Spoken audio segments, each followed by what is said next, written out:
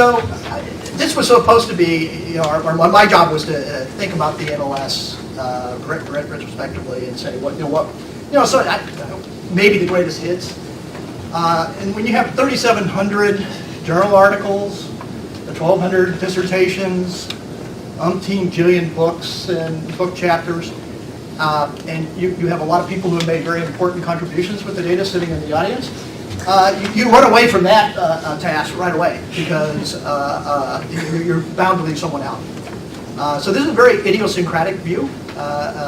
Rupert came up with the title for me, Thinking About the Impact of the NLS Program. This is sort of my thinking about it. I'm going to focus in on a couple of papers. Why is the Department of Labor, through the Bureau of Labor Statistics, actually funding this research data set? And I think there's just a lot of work that gets done that you simply cannot do with the CPS or other cross-sectional data sets. And fundamentally, if we did that, we would not have an adequate understanding of the labor market and the complexity of people's experiences in the labor market. And so I think we have a great deal to learn from the data sets like this. And it's just simply not possible to really accomplish these with cross-sectional data sets where you see someone for a very limited period of time. One question I got a lot when I was one of the pictures, as it were, was, well, what has the NLS proved, or what have they shown? And as an economist, this drives me crazy because I think that's actually not the way you want to think about the way science is done. The NLS hasn't proven a thing. It has provided very important insights into problems, but it is inherently a statistical enterprise. We take seriously this notion of confidence intervals, for instance, when we have point estimates. We believe in replication. And so oftentimes I hear people saying, well, why do we have the panel study of income dynamics in the NLS? Why? And to me, that's showing a lack of understanding about the way in which science is conducted. Replication on different data sets is an important role in the scientific enterprise, and it has to be accomplished. And that can be accomplished across data sets, and of course it can be accomplished by looking across panel or across cohorts of the NLS. And I think that's very, very important. So I just want to ask the question, in what areas has the NLS made important contributions? Because I think that's the way you want to think of the way science is done.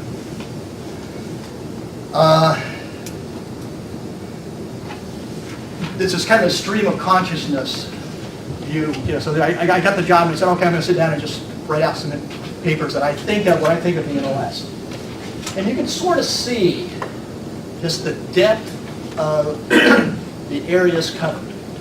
Okay, and if I hadn't stolen all my time, I would have probably tried to go through every one of these. Not true. It would really just take an incredibly long time to go through these. But I just wanted to give you an idea about the depth of the things that can be studied. I think there are, sort of direct studies that you can look at. Labor market returns to GED, the impact of Head Start, very nuts and bolts sort of studies that can be accomplished. There are sort of broader questions. What are the role of cognitive and non-cognitive skills in labor market success?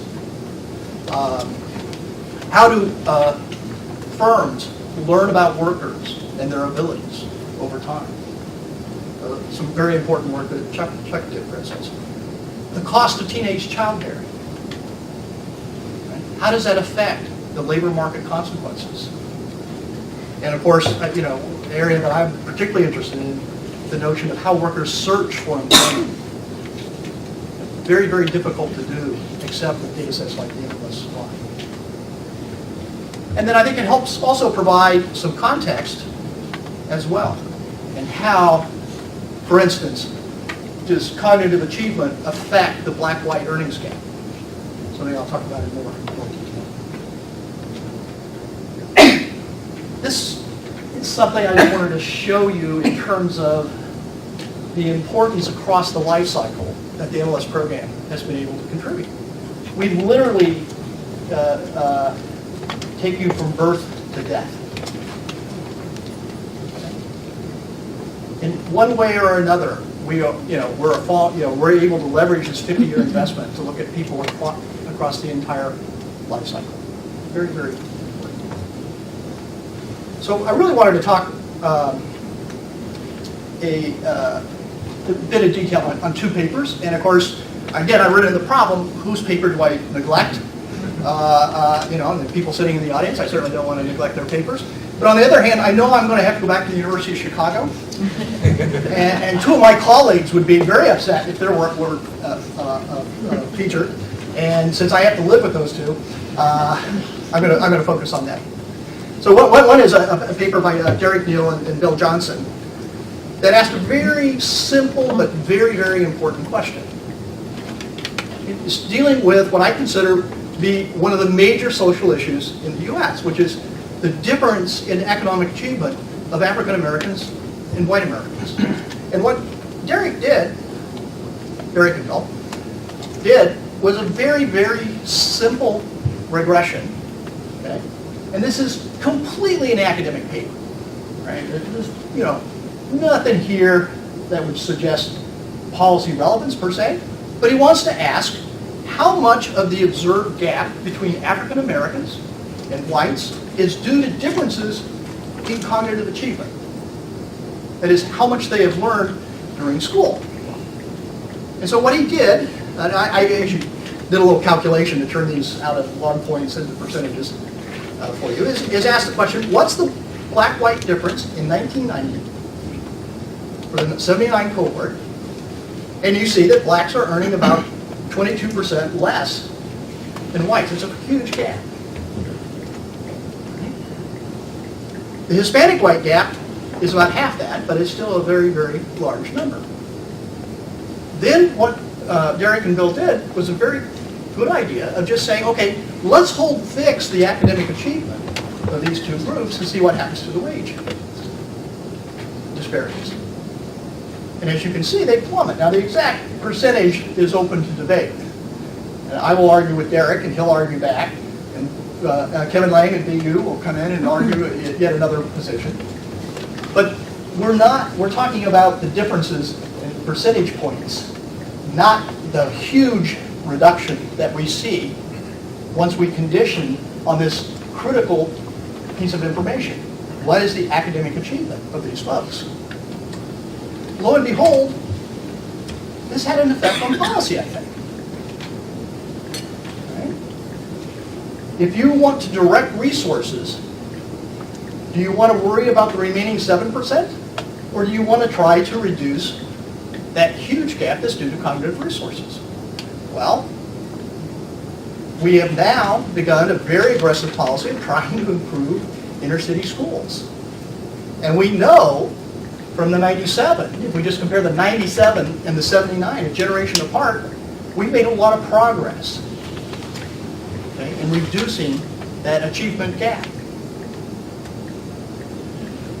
So here's a piece of academic research that I think had real policy importance. And has helped, I think, really lead the charge for trying to make particularly urban schools better at educating their students. So something very theoretical, and is interest to labor economists, but not particularly policymakers, I think had a real impact on policy. It's that interplay between research and public policy. Now I'm going to reverse it. I'm going to give you a very policy-oriented approach, and I'm going to show you that it actually led to an interesting strand of research that's come out today. And that, so I talked with Derek. You know Derek. You know why I didn't want to leave this research off the discussion. The next one is going to be some work that Jim Heckman has done. And when I first saw Jim's papers on this, I was a little shocked, to be honest. And I was shocked because, why is Jim Heckman writing papers on the GED? That doesn't seem like the big idea that I have come to expect from Jim. And he showed something pretty interesting. He showed that the fact that general equivalency degree is not equivalent to a high school degree, and with the thoroughness that you've come to expect from Jeff.